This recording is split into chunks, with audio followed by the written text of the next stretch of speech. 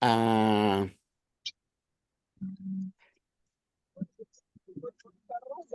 inicialmente, nosotros queríamos utilizar algo como, ustedes me pueden preguntar cuando no entiendan alguna pregunta para explicarla de otra forma. Entonces, lo tradujimos así al quiché. El primero, si no me equivoco, es quiché, esto es mam y esto es aguacateco. Pero entonces nos dimos cuenta de que para que a la gente le quedara claro, necesitamos añadir otras dos preguntas que no existían en la encuesta original. Cuando estemos hablando, pueden hacerme preguntas y luego preguntar si les quedó claro esto que acabamos de decir. Entonces, al traducir, no solamente fuimos traduciendo a las lenguas de los pueblos originarios, a los idiomas de los pueblos originarios, sino que al mismo tiempo fuimos modificando la encuesta en español para que fuera verdaderamente comparable. Es decir, entender lo que cada comunidad dice y representa y también cambiar lo que estamos pensando desde el investigador para que de verdad refleje lo que estamos diciendo. Este fue el esfuerzo que hicimos, como pueden ver, un esfuerzo enorme con cada una de las preguntas de la encuesta, pero ya la traducción hecha por parte de los hablantes de la lengua en el lugar favoreció que el cuestionario fuera plenamente inteligible para todos y todas, o por lo menos que fuera mucho más inteligible para todos y todos. Espero, Marisol, que este tipo de, o sea, no es, por supuesto, un modelo terminado, es un modelo experimental, pero creemos que responde mucho más y que evita lo que usted acaba de decir, que tengamos nada más un hablante, pero que no Es vive la cierto. experiencia. La única forma es partir de la experiencia de los sujetos. O sea, si a su papá fuera al que se le hubiera pedido que ayudara a traducir, los significados serían mucho más adecuados. ¿Sí me doy a entender? Y Sí, el problema es que recurrimos a profesionales de la traducción, o recurrimos a empresas, o recurrimos, uno de los problemas que tengo yo, ese no es Ventaneo porque es una instancia pública, es la Comisión Guatemalteca de los idiomas indígenas. Perfecto, la defensa del idioma es perfecto, pero no podemos exigir que los hablantes de cada lengua entiendan toda la gramática como la va pensando la comisión. Si a la comisión le pedimos que nos traduzca la encuesta, de todos modos no le van a entender, porque va a ir demasiado eh, bien hablado, por decir algo, el quiché, y no como la gente lo habla en el día a día. Y eso es lo que necesitamos, la experiencia de la gente. Muchas gracias, Marisol. No sé si hay algún otro comentario o pregunta, les agradecería cualquier aportación y cualquier interrogante. muchas gracias por compartir sus conocimientos. Ha sido de gran ayuda. Sí. Si hay algún participante Miguel más Ángel, que por favor. tiene alguna consulta, Parece que Miguel sí, Ángel, si abre por favor así. su micrófono.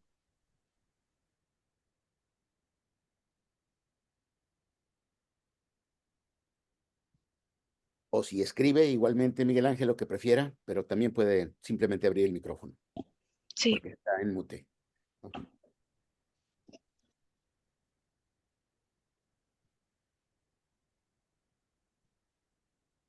Sí, Miguel Ángel, le podemos escuchar. Tendré que prender su micro.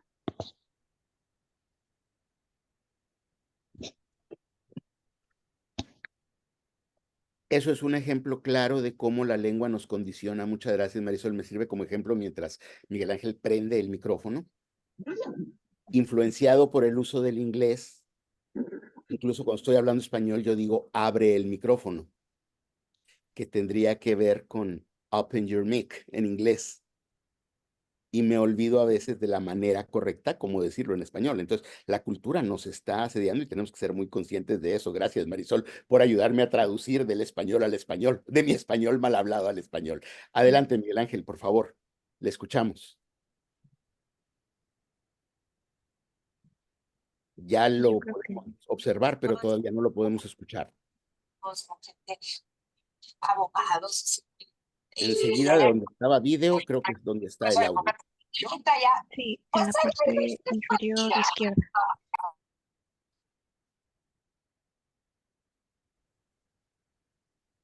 Tal vez está escribiendo su Tal vez pregunta. escribiendo algo, sí es posible.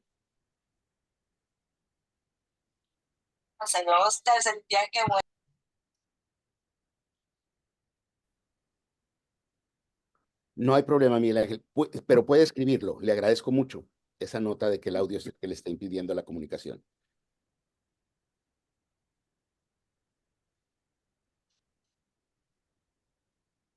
No sé qué hago acá.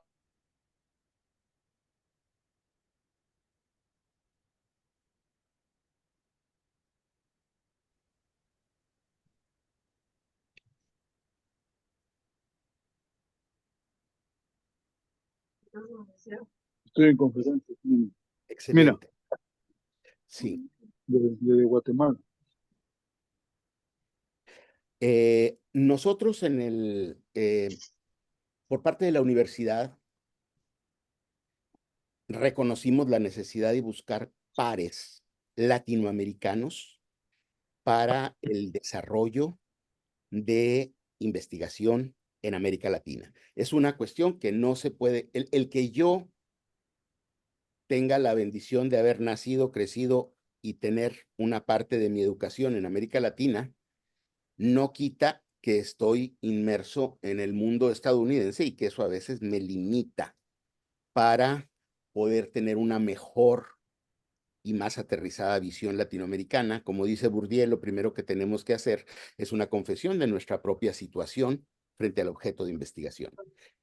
Entonces, para esto fuimos forjando junto con los asistentes de investigación de América Latina una instancia que está representada delante de Baylor University como una asociación civil o una asociación de la sociedad civil, podríamos decirle, en inglés les llamamos non-profit, y entonces en esa non-profit procuramos acoger a los académicos, especialistas y asistentes de investigación que quieran colaborar con nosotros.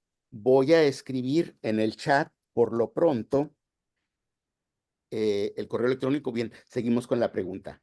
Conocer las características económicas productivas en las comunidades, razón por la cual, ¿qué criterios debo tener en cuenta para realizar esa encuesta? Excelente. Si yo creo que en general las características productivas, primero yo llegaría y preguntaría a la gente qué es lo que hacen, qué producen. O sea, básicamente, nosotros no es que nos hayamos dedicado 3 meses a estar haciendo el acopio de esta información, sino tener reuniones con las personas, hablar en su propio idioma, no importa si el propio idioma es el español, pero en sus propias expresiones de qué es lo que producen, qué es lo que hacen, y muy probablemente allí se va a poder matizar el lenguaje y desde allí se va a poder aterrizar la encuesta para que responda al interés de usted de las características económicas productivas y para poder también decirlo de la manera que ellos lo entiendan. Por supuesto que son muy iluminadoras también conocer, es decir, yo no digo que las encuestas internacionales no funcionen, yo digo que hay que aterrizarlas, yo digo que hay que ponerlas en el lenguaje de la gente. Por ejemplo, yo le recomendaría mucho darse una visitadita por la Demographic Health Survey, la DHS, porque en esa vamos a tener una serie de preguntas que nos van a ayudar a entender cuestiones de características. Creo que igualmente conviene visitar cómo está trabajando el programa de las Naciones Unidas para el Desarrollo, cuestiones de interrogantes al respecto. Desgraciadamente, el indicador de desarrollo no incluye la cuestión de productividad. Si no me equivoco, hablan de la dimensión material, la dimensión educativa y la dimensión de salud. Son las 3 dimensiones que está considerando actualmente la pobreza multidimensional del programa de las Naciones Unidas para el Desarrollo. Sin embargo, puede haber otros investigadores vinculados con ellos, sobre todo, a mí me parece que el conocimiento que tiene Sabina Alquire, que ha trabajado mucho sobre pobreza multidimensional, puede ser muy importante. Para esto y también para la vinculación con cualquier proyecto, estoy escribiéndoles el correo electrónico de un servidor en la universidad para si quieren cualquier cosa que pudiera seguir siendo útil, por favor, me lo hagan saber y mantengamos esa red, porque como les digo, a mí me interesa mucho mantener una red amplia de trabajo junto con América Latina. Al principio ya le decía a André que sería un placer también colaborar con otros proyectos que él tiene en mente. ¿Por qué? Porque eso es lo único que nos permite estar aterrizados. Cuando a mí me contrataron en Baylor, lo primero que yo les dije fue, por favor, si quieren a alguien sobre América Latina, no contraten a una persona que nació en Estados Unidos y que tiene toda su educación en Estados Unidos. Y no es que no sea hispano, es que no es latinoamericano. Necesitan a alguien formado en la academia latinoamericana, que entienda la academia latinoamericana, que entienda cómo nos movemos, porque nos movemos de una manera totalmente distinta cuando estamos en nuestra América. Yo estoy en casa en el Perú, yo estoy en casa en Guatemala, yo estoy en casa en nuestros países, pero además entiendo nuestra academia por la experiencia previa, porque tuve la oportunidad de ser primero con las 2 maestrías y ser profesor investigador en una universidad mexicana y de estar participando en muchos congresos o varios congresos internacionales, pues. Entonces, eso me dio la posibilidad de entender la academia latinoamericana antes de venir a la academia estadounidense, que es muy distinta en muchos sentidos. Pero bueno, ahí está el correo. Muchísimas gracias, Miguel Ángel, y ojalá que mantengamos la comunicación. No sé si hay alguna otra pregunta, no sé si tengamos tiempo todavía para alguna otra pregunta. Sí, profesor. Todavía tenemos aproximadamente media hora.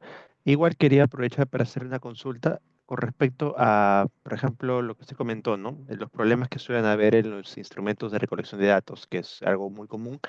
Eh, ¿Cree usted que el tener como parte del equipo facilitadores eh, podría ayudar en algo? O en todo caso, usted plantearía como acaba de mostrarnos, la creación de un nuevo instrumento de recolección de datos, ¿no? Que es algo que, digamos, que muchas personas no se atreven a realizar, porque de una manera es un poco más cómodo hacerlo estandarizado por la academia, eh, pero de alguna manera si queremos generar un estudio que realmente recoja lo que queremos encontrar, creo que tendríamos que adaptar, no pedirles a ellos que se adapten a nuestro sistema, sino nosotros a adaptarnos al sistema de ellos, y esto sería también adaptar los instrumentos de recolección de datos o crear. ¿Cree usted que factible eso en el lugar donde usted se encuentra, puesto que esto involucra pues un incremento probablemente en el presupuesto, en mayor tiempo de desarrollo, pruebas piloto y todo esto? Sí. Gracias. Es una pregunta excelente porque me permite expresar la ventaja para el contexto precisamente en el que yo me encuentro de este trabajo. Yo creo que si queremos conocer la realidad, si queremos acercarnos a los problemas, tenemos que primero preguntarnos de qué manera entender mejor lo que queremos conocer.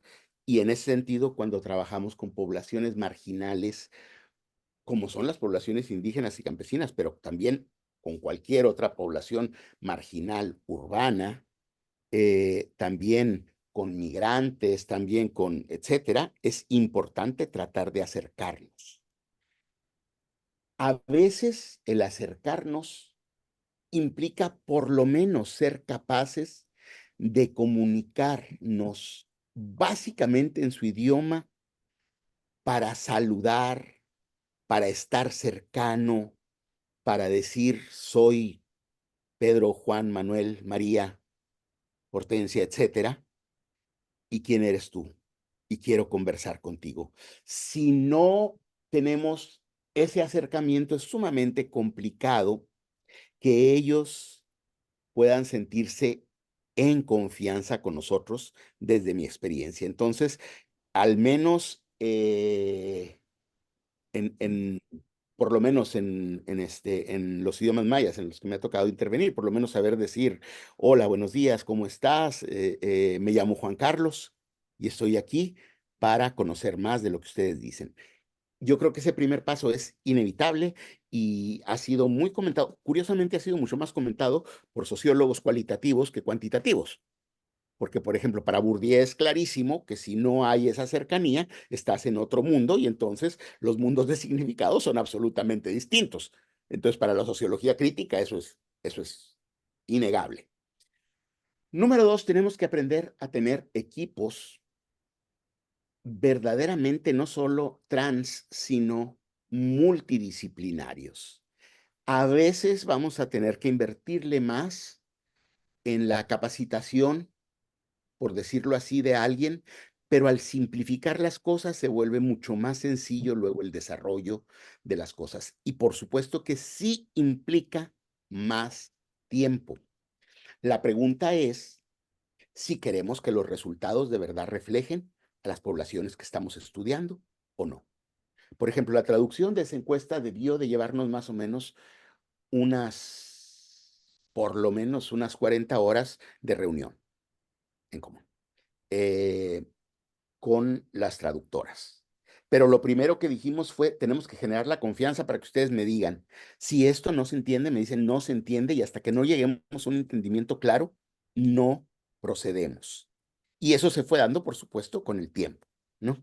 Por ejemplo, había una cuestión de que tanto de ese lugar, en el quiché y en el aguacateco del lugar, la forma de presentarme tenía que decir, por ejemplo, soy la señorita María, o soy la señora Paula, o soy el señor Juan Carlos, o soy el joven Miguel. O sea, sin esa parte era poco educado decirlo.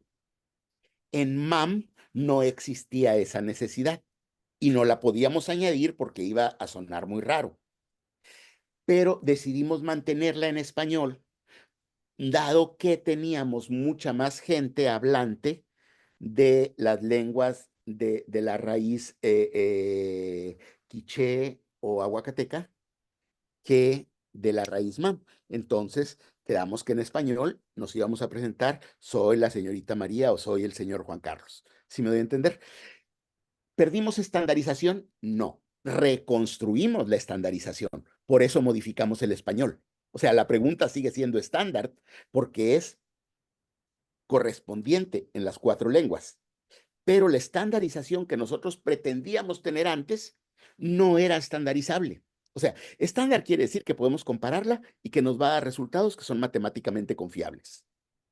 Mientras mantuviéramos palabras que la gente no entiende, y yo lo demostré porque cuando hice la prueba de distribución de las respuestas de la escala de Likert, para quienes estén familiarizados con estadística, eso debería ser una curva. Y yo tenía líneas rectas. La línea recta significa que las respuestas fueron aleatorias. Significa que nada significa más que otra cosa. Ellos contestaron lo primero que les vino a la mente sin que tuviera ningún significado. O sea, no había escala de Likert, no había curva, ni siquiera aproximación a la curva normal, creo que más que en una o dos de las respuestas. Estamos hablando de, si no recuerdo mal, 14 reactivos. Entonces, eso es tremendo, o sea, estamos perdiendo confiabilidad. Ahora, eso en América Latina depende de cómo lo construimos en términos de costo.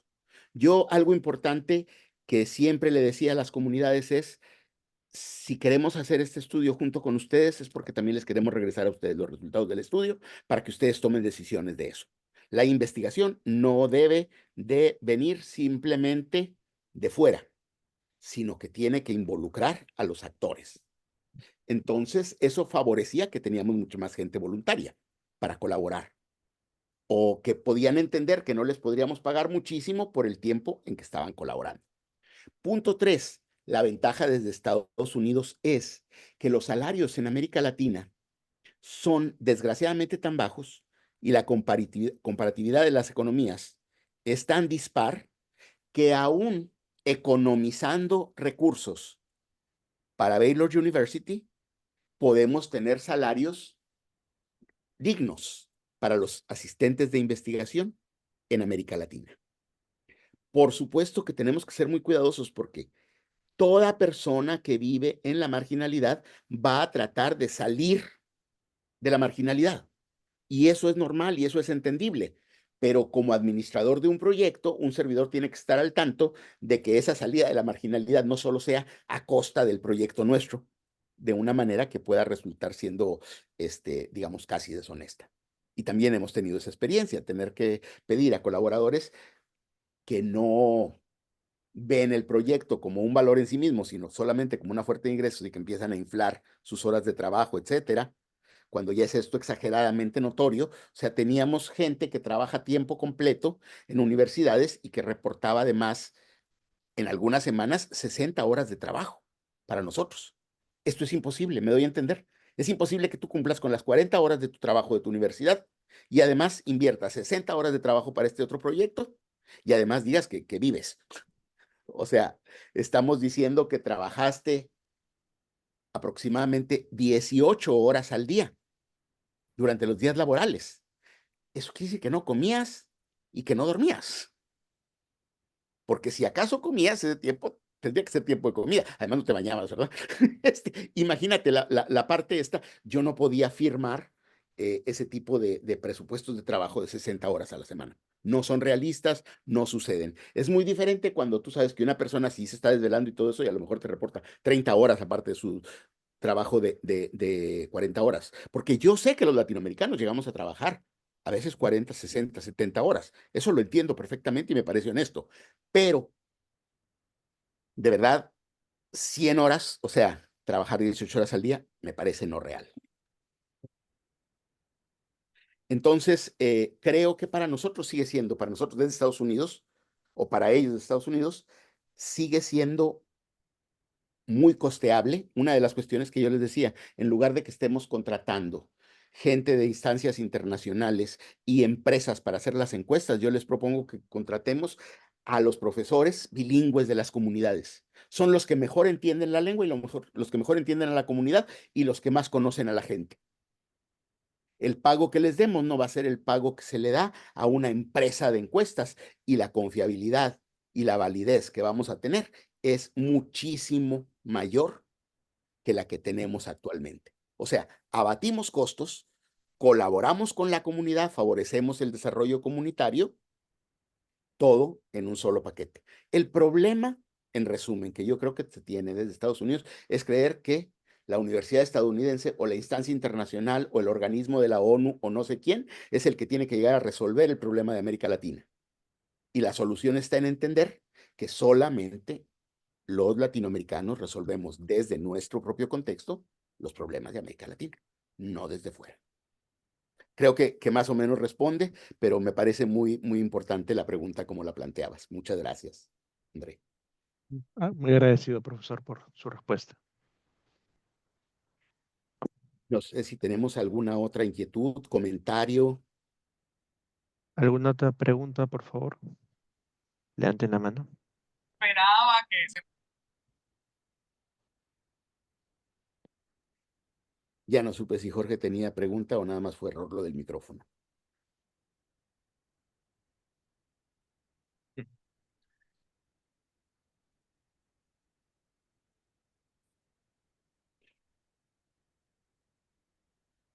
Bien.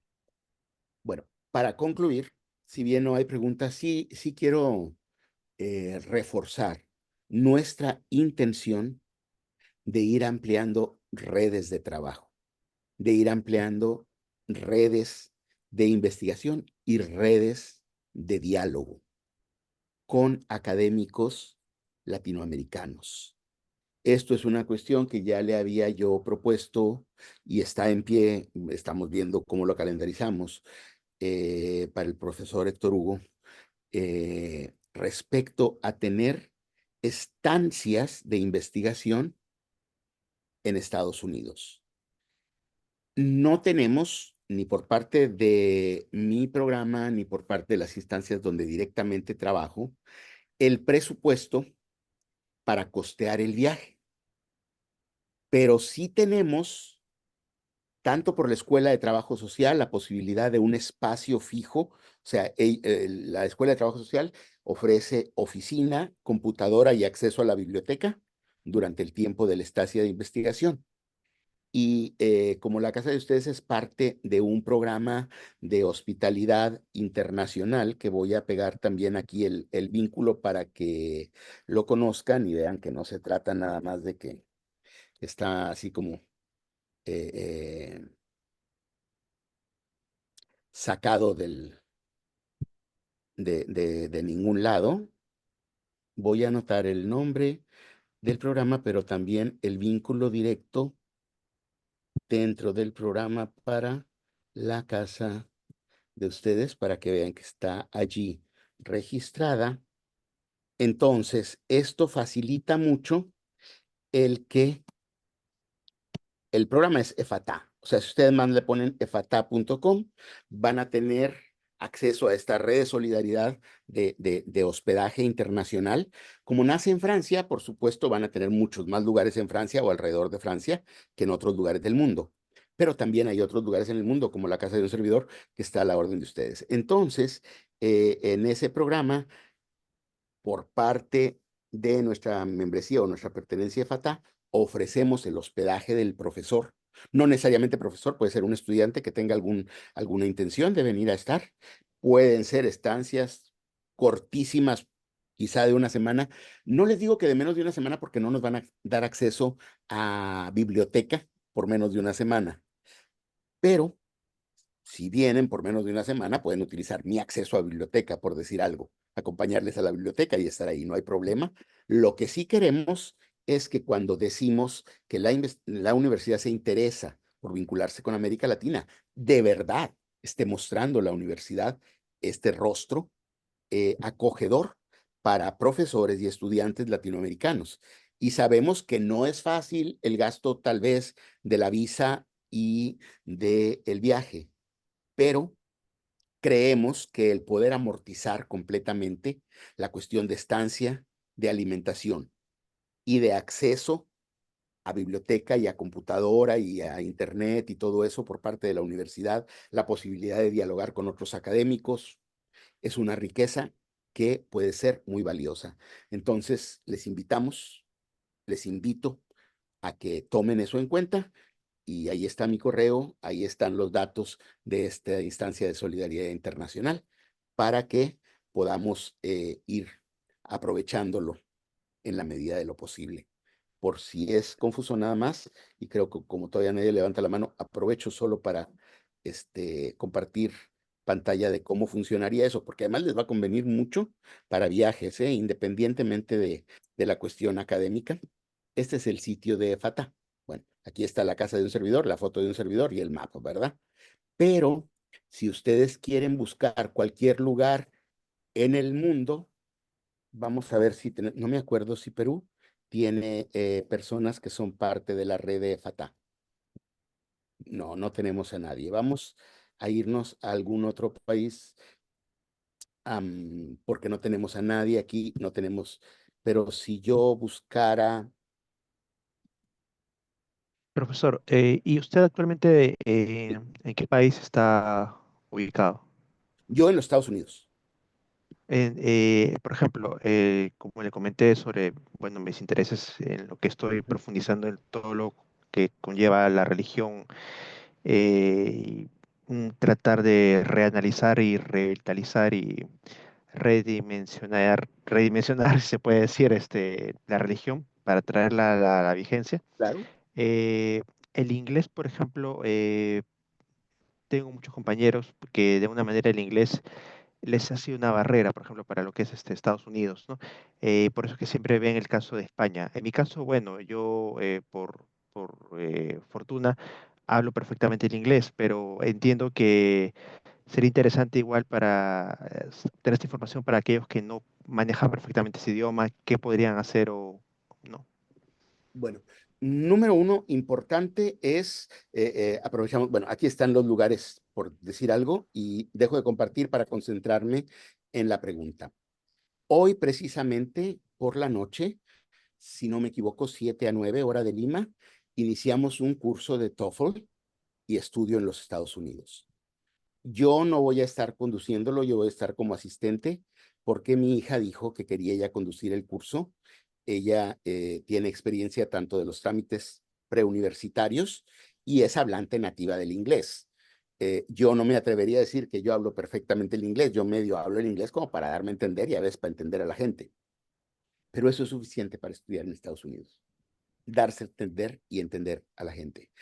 Lo más importante en el caso de la admisión a la universidad es el poder pasar el TOEFL, y el TOEFL se pasa más con estrategia que con conocimiento del inglés. No estoy diciendo que no se necesite un conocimiento, pero se necesita un conocimiento mucho menos de lo que uno se imagina. Si alguien ha tomado el TOEFL, se da cuenta de que a veces uno lo que necesita más es la estrategia para ver, para buscar, para ver qué es lo que le van a estar preguntando, etcétera. Porque está pensado precisamente como esas pruebas estandarizadas que responden solamente a una cultura, que es la cultura académica estadounidense. Entonces, mientras nosotros, por ejemplo, en América Latina, hemos aprendido que para hacer una buena presentación de un tema, podríamos decir, la relevancia de el tema que hoy nos aboca es sumamente importante para la población de diversos niveles. Estoy tratando de decirlo así como rebuscadillo, ¿verdad? Y en inglés tendrías que decir, this subject is important, period.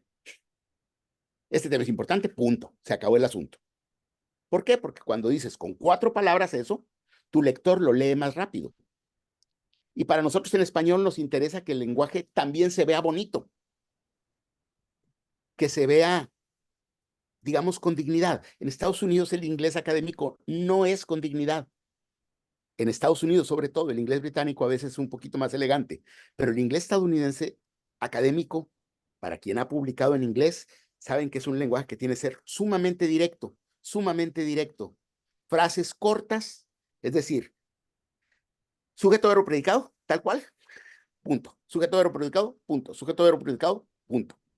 Y eso hace que el documento en inglés sea mucho más legible para el público que lee inglés. También por eso hay mucha mayor difusión de las revistas estadounidenses que inclusive de las revistas europeas en inglés, por la simplicidad del idioma. Y por eso tenemos más acceso allí, porque es más fácil escribirlo con esa simplicidad. Entonces, yo diría, sí, el inglés es una barrera, pero es más barrera psicológica que barrera real. Me acuerdo cuando mi hija tenía como 6, 7 años, que me dijo, papi, ya no voy a hablar español, ya voy a hablar nada más inglés porque me gusta más. Le dije, ok, a ver, ¿cómo dices casa? No, pues house. Bueno, yo te voy a decir casa, domicilio, habitación, lugar de residencia, etcétera. ¿Tú crees que tu cerebro se va a desarrollar más con house nada más o con 5 o 6 palabras que significan lo mismo en español? Entonces, el mero hablar español nos facilita muchísimo el abrirnos al inglés. Lo que pasa es que la pronunciación es la que nos resulta un poquito rara, ¿verdad? Pero es posible comunicarse básicamente en inglés. Mucha de mi actividad docente, de hecho como voluntario, es ahorita ayudándole a la gente que pueda presentar el examen de ciudadanía cuando ya están como residentes permanentes de Estados Unidos. La otra parte ha sido acompañar a la gente en cuanto a exámenes de TOEFL. En la cuestión de TOEFL no hemos podido tener cursos más amplios de seguimiento, pero por ejemplo en la cuestión de residencia llevamos, y todo es una metodología de discusión y todo eso, llevamos en 2 años más o menos como unos 15, 16 personas, no solamente que han pasado exitosamente su examen de residencia, de ciudadanía, quiero decir, sino que no han tenido un solo error en las respuestas al examen de ciudadanía, lo cual les pone en un nivel muy alto respecto a lo que se podría esperar. Y no depende de un servidor, depende de que ganen confianza, porque el curso es para ganar confianza. Entonces, la invitación es, ganen confianza. Medio hablan algo de inglés, dense a entender en ese medio hablar de inglés. Si les interesa entrar en contacto con la Academia Estadounidense, aprovechen la oportunidad. Y estando acá, verán que va uno desarrollando las habilidades lingüísticas.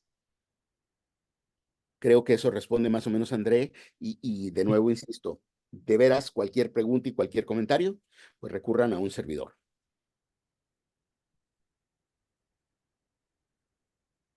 Bueno, nos queda alrededor de 5 minutos. ¿Habrá alguna pregunta para el profesor? Puede levantar la mano.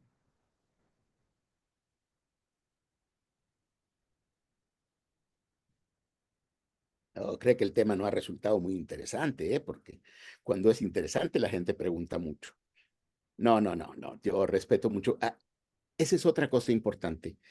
Tenemos que aprender de nuestra manera de aprender. Y hay gente que, como un servidor, nos encanta hablar y preguntar y todo eso, ¿verdad? Tengo una amiga colombiana de la Javeriana de Bogotá, que ella decía, las personas que tenemos el trauma de querer hablar, terminamos como docentes, porque esta es una oportunidad de seguir hablando y hablando y hablando, con permiso. Entonces, en realidad, en lugar de tener que pagar la terapia para dejar de hablar, encontramos un empleo en el que hablar resulta rentable. Pero también hay gente que aprende muchísimo en silencio y con discreción. Y tenemos que aprender que esa es otra forma de participar. En la cultura estadounidense piden mucho participar y a veces hay que casi inventar las preguntas porque creen que si uno no pregunta, no le interesa la temática. Pero es algo que también se puede ir aprendiendo. Y aunque sea la misma pregunta en todas las clases, es decir, uno la va modalizando, ¿verdad? Pero eso nos da la oportunidad de aprovechar la educación. Y hay bastantes becas y otras oportunidades que ofrece este país. Por ejemplo, si no me equivoco, bueno, ya podríamos, si a alguien le interesa, sobre todo en la Escuela de Trabajo Social, tenemos buenas oportunidades para maestrías y doctorados que no son costosos y que tienen en algunos casos la posibilidad de financiar completamente el estudio del posgrado.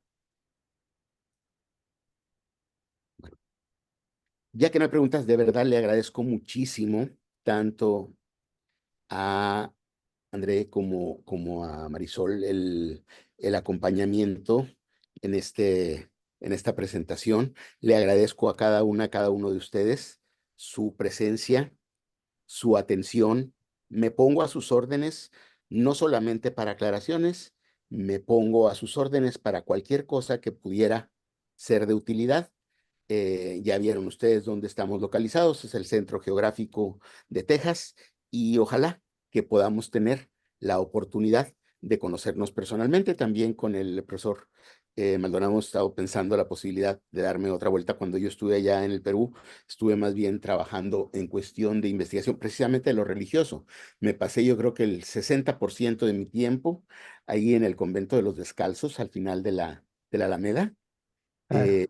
digitalizando gran parte de uno de los documentos históricos que tenían para todo el necrologio de misioneros de la Orden de los Menores. Entonces, para mí es una ciudad muy amada, muy querida, Lima, y ojalá que tenga la oportunidad de darme una vuelta y visitarles personalmente, pero mientras tanto, por favor, consideren No la avanza, posibilidad de darse una vuelta pero y no está avanzan.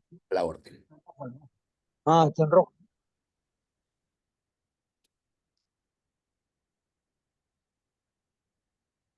Muchas Muchísimas gracias, gracias. doctor. Al contrario, gracias a ustedes, Elena.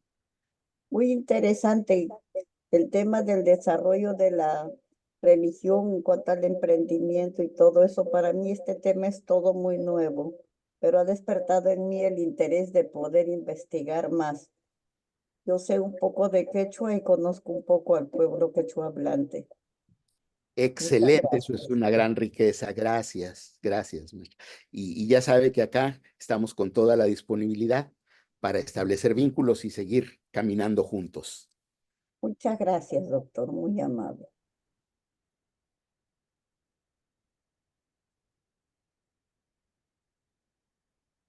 Muchísimas gracias a todos los asistentes y estimado doctor Juan Carlos. Agradecemos a todos su asistencia y pues como pueden ver en el chat, allí se encuentra el link de asistencia para los que aún no han llenado. Bueno, será hasta una próxima oportunidad Eh, y sí, antes de terminar la reunión, si están ahí, por favor, ¿podrían prender su cámara para la foto final del recuerdo? Por favor. Para un recuerdo ahí con el doctor que ha estado muy amablemente con nosotros. Sí, Por además, favor. algo que me gusta mucho de Zoom es que te da la posibilidad inclusive de que armes un salón virtual para la foto y toda la cosa. Sí. Marisol, también, por favor, tú también por tu lado toma la foto Ah, para más vale que sobre que falte. Muchas gracias, Tati Marisol, y Por, gracias, Andrés. por favor, todos prendan su cámara. Muy agradecido. Por favor, todos prendan su cámara.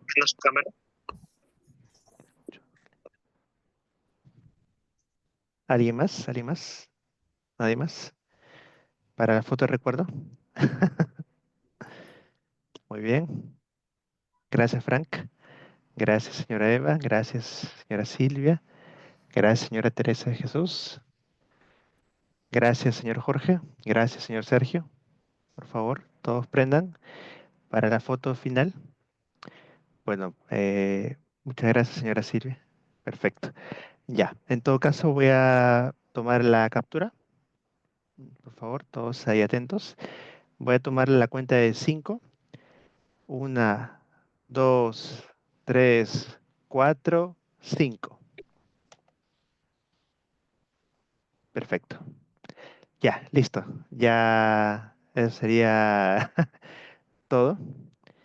Muy agradecido por la participación de todos. Muy agradecido, doctor. Espero podamos seguir en contacto y trabajando, porque en verdad estoy muy emocionado de haber encontrado a una persona como usted con tantos intereses en común. Y creo que académicamente podríamos compartir mucho y me podría apoyar mucho en el crecimiento. Será un verdadero placer y bueno, quedo a la orden. Muchísimas gracias. igualmente, muchas gracias. Gracias, gracias a todos por su participación. Gracias a todos. Gracias, jóvenes, Sea gracias por por concluida la acompañarnos reunión. y que tengan días buenos. Gracias Muchas igual. gracias, Muy buena igualmente. tarde. Muchas gracias a todos. Buenas Gracias, tardes. muchas gracias. Buenas tardes a todos. Muchas gracias. Buenas Gracias por tardes, su buenas tardes. participación. Gracias. Acá me Muchas, quedo, muchas. y también yo lo doctor de usted. Hasta luego, Eugenio. Sí, no, muchas gracias, Andrea y Marisol. Todos los aplausos y las vivas para ustedes por esta conducción tan profesional de la reunión. Les agradezco muchísimo. Y estamos en contacto, Andrés, Sí, estamos en contacto le voy a escribir. Sí, claro le que voy a sí. escribir por su correo ya para entrar en contacto porque sí, en verdad estoy muy metido en eso. Desde hace 2 años ya le contaré mi experiencia que tuve. Sí. Con decirle que fue una experiencia que me hizo ser creyente y desde ahí me le di con todo. O sea, fue algo increíble hace 2 años y Sí, sí, te lo creo digamos porque, que mira, yo creo que siempre la lógica de nuestras experiencias nos va matizando mucho, por eso le apuesto mucho a esa investigación que cree en el otro como sujeto, ¿verdad?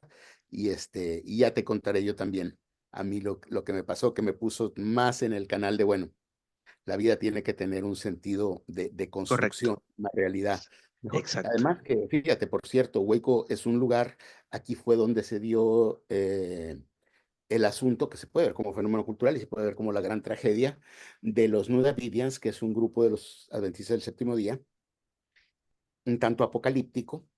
Y entonces en Texas, como dicen, todo el mundo tiene armas, pero la interpretación que hicieron de estas personas fue que querían iniciar como un movimiento armado, lo cual es muy poco factible porque lo que ellos hacían es dedicarse a lo que es más rentable en este contexto, que es ser vendedores registrados de armas, ¿sí? Porque es de lo más barato que, ¿por qué? Porque todo el mundo consume armas y porque con que tengas la licencia las puedes distribuir. Yo me he visto casi tentado a eso, nomás que no estoy aquí en la casa todo el día, que ahora atiendo a la gente, ¿verdad? Y entonces, debido a esa cuestión de tener armas en el local, terminaron siendo prácticamente masacrados por el FBI y por el Departamento de Control de Armas y Tabaco y Licor. Y no es claro que dentro de ellos hubiera ninguna inclinación violenta antes de esta confrontación. Fue la famosa masacre de Waco precisamente por no entender una perspectiva apocalíptica. O sea, no todo el mundo entendemos lo religioso de la misma manera. Y el que ellos Exactamente. lo vieran de una manera apocalíptica no les quita su derecho a participar en el horizonte de lo socio-religioso.